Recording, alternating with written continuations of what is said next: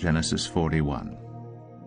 After 2 whole years, Pharaoh dreamed that he was standing by the Nile, and behold, there came up out of the Nile 7 cows, attractive and plump, and they fed in the reed grass.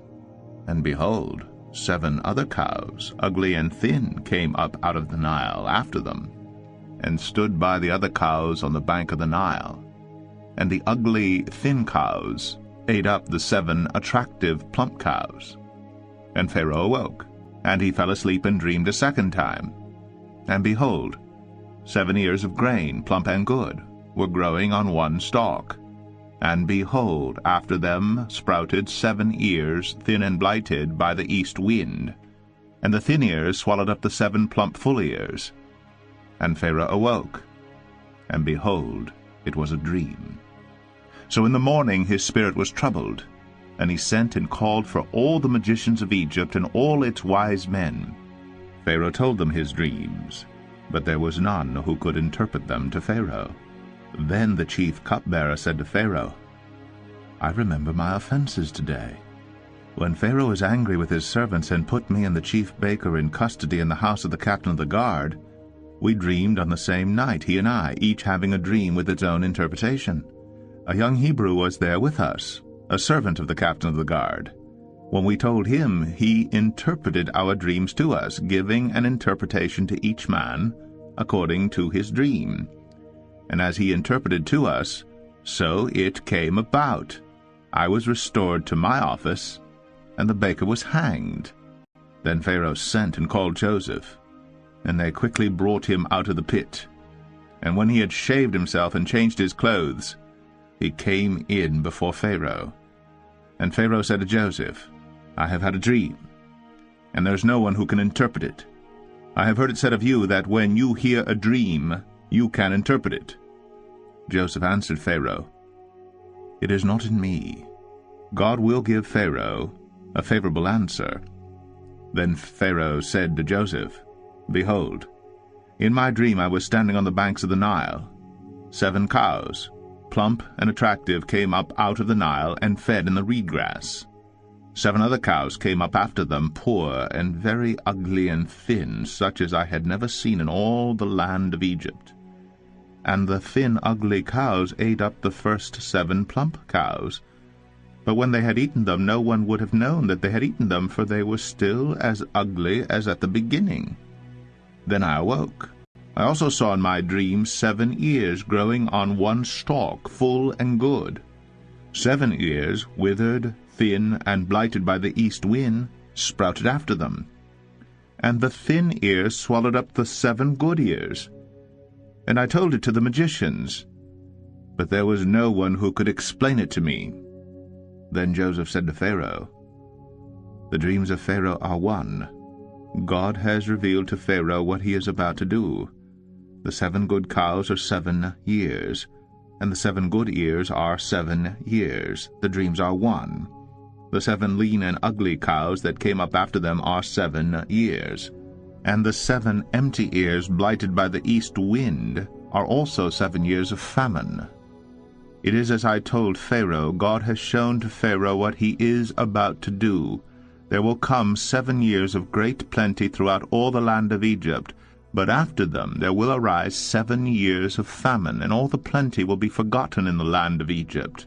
The famine will consume the land, and the plenty will be unknown in the land by reason of the famine that will follow, for it will be very severe. And the doubling of Pharaoh's dream means that the thing is fixed by God, and God will shortly bring it about. Now therefore let Pharaoh select a discerning and wise man, and set him over the land of Egypt.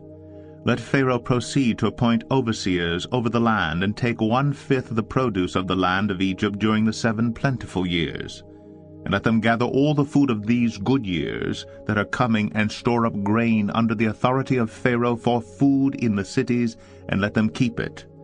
That food shall be a reserve for the land against the 7 years of famine that are to occur in the land of Egypt, so that the land may not perish through the famine. This proposal pleased Pharaoh and all his servants. And Pharaoh said to his servants, Can we find a man like this in whom is the Spirit of God?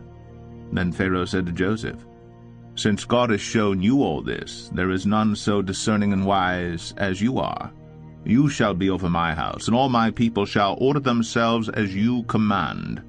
Only as regards the throne will I be greater than you."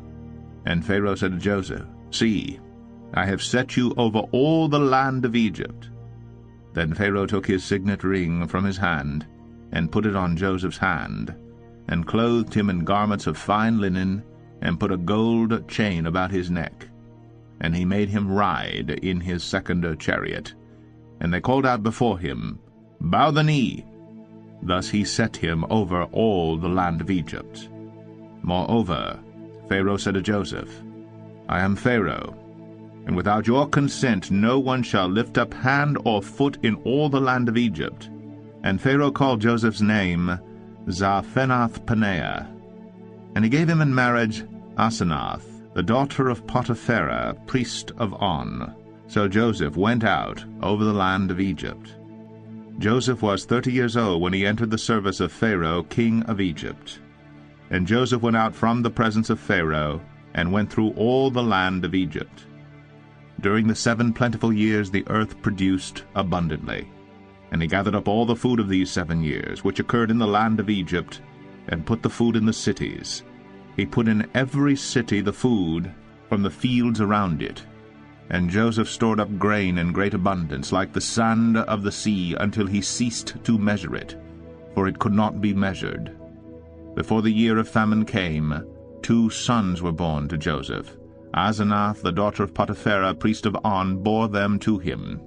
Joseph called the name of the firstborn Manasseh, for he said, "God has made me forget all my hardship and all my father's house." The name of the second he called Ephraim, for God has made me fruitful in the land of my affliction. The 7 years of plenty that occurred in the land of Egypt came to an end, and the 7 years of famine began to come, as Joseph had said. There was famine in all lands, but in all the land of Egypt there was bread. When all the land of Egypt was famished, the people cried to Pharaoh for bread. Pharaoh said to all the Egyptians, "Go to Joseph. What he says to you, do." So when the famine had spread over all the land, Joseph opened all the storehouses and sold to the Egyptians, for the famine was severe in the land of Egypt. Moreover, all the earth came to Egypt to Joseph to buy grain, because the famine was severe over all the earth.